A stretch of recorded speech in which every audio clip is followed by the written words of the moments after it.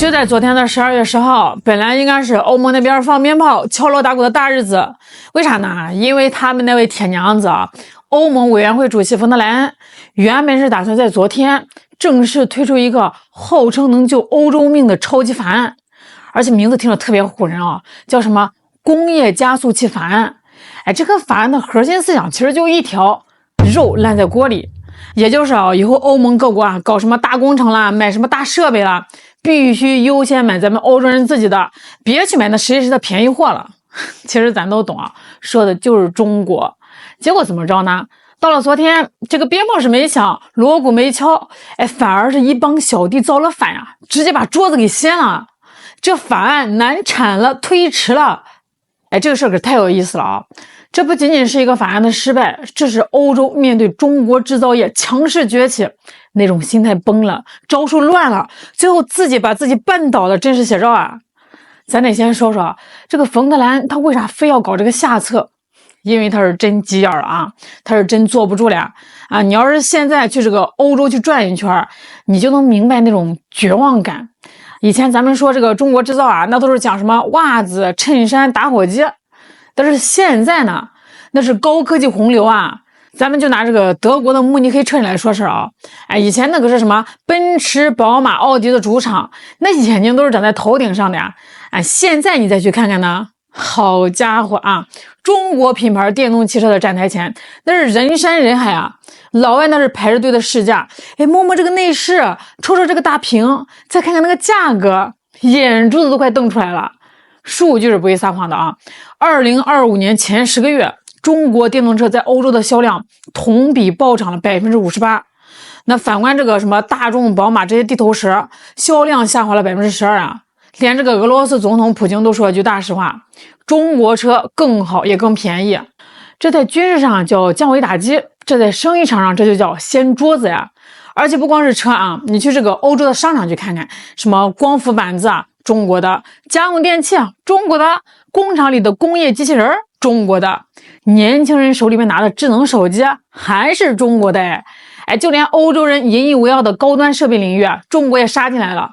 以前咱们是求着这个欧洲卖光刻机，现在中芯国际在攻关以前咱们买空客，现在是 C919 满天飞开始交付运营了。欧盟官方自己统计的数据2024年中国对欧盟的这个贸易顺差接近了4000亿欧元。4000亿这是啥概念？这就相当于欧洲把几个小国的 GDP 总和给搬回了中国这数字一出来欧洲论坛那是彻底炸锅了以前他们是觉得这中国是打工仔，负责生产廉价的商品，他们是老板负责享受生活和搞高科技。他现在突然间发现这个打工仔他不仅把这个厂子买下来了，技术比你牛，这造的东西比你好，还比你便宜，最后还要把这个东西给卖给你，把你口袋里的钱全赚走。这落差你说换谁不慌那面对这个铺天盖地的中国货，这欧洲人一开始也没闲着过去这3年呢，他们那是筑高墙挖深沟反倾销调查搞了不知道多少轮什么钢铁啦、铝材、陶瓷甚至电动汽车通通加税。这就好比咱俩比赛跑步，我跑不过你，我就在你跑道上撒钉子。最狠的是那个碳钢紧固件就是那个螺丝螺母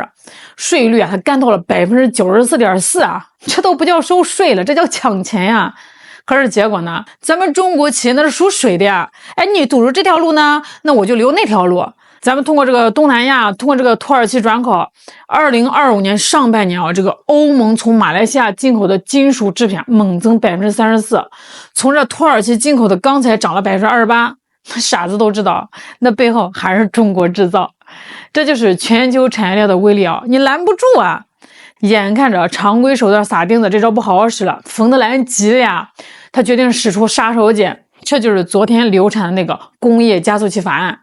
这个法案其实说白了就是把这个自由贸易的遮羞布一扯，直接玩赖的。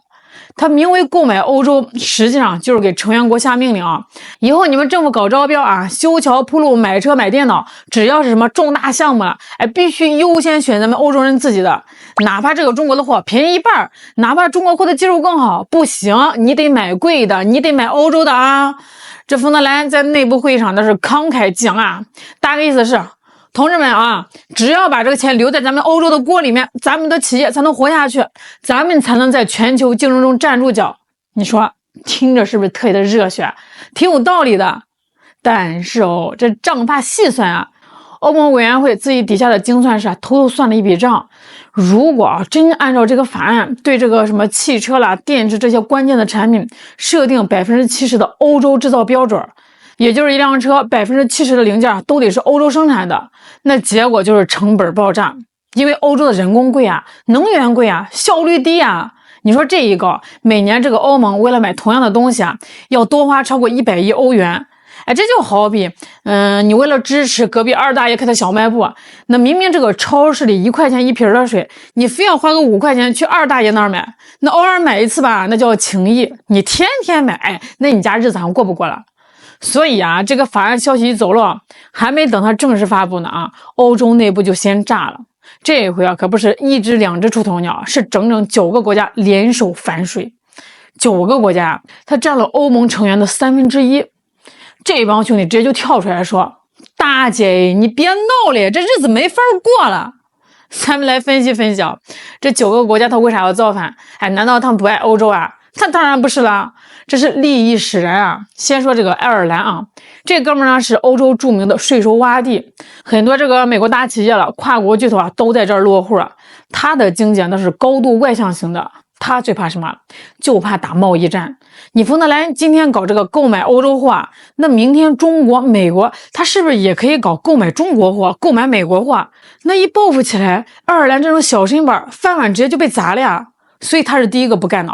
再看看什么爱沙尼亚、拉脱维亚、捷克这些中东欧国家那这些国家相对来说底子薄、钱袋子不鼓，他们政府修个路建个网，恨不得把这1分钱掰成2半花。中国的设备它是物美价廉那华为的基站是好用又便宜，比亚迪的大巴车技术是又省钱的。现在你非要逼着我去买这个德国西门子的，买这个法国阿尔斯通的，它价格贵1倍性能还是差不多的。多出来这笔钱，你说谁出？你冯德莱恩给我报销吗？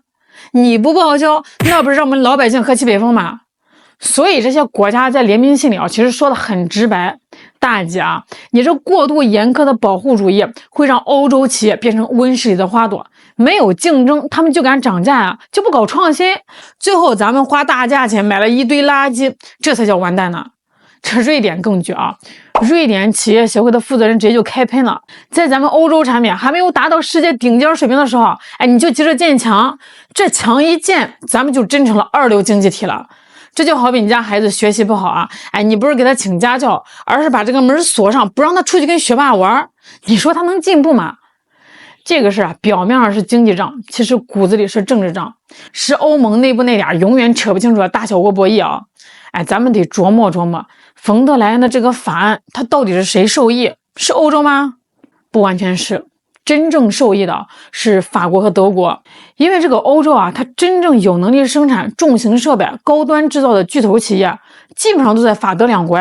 什么西门子、大众、空客、阿尔斯通都在这哥俩手里。所以呢，购买欧洲货翻译过来就是全欧洲的小国都必须掏高价买法德两国的产品，这就叫劫贫济富，拿捷克、波兰这些穷兄弟的钱去补贴法德的资本家。这捷克总理在这个公开场合那是真没客气直接吐槽冯德莱恩这政策看着是为了欧洲，实际上就是在维护法德企业的垄断地位。这话说出了广大中小成员国的心声凭什么呀？凭什么我们就不能买中国的便宜货，非得当冤大头来养肥你们法德大企业而且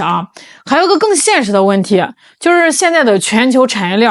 那都是什么你中有我，我中有你，哪怕是德国制造的汽车，里面可能也有30%的零件它也是来自于中国的。你非要搞这个什么70%的本土化率，那这个德国车企它也得疯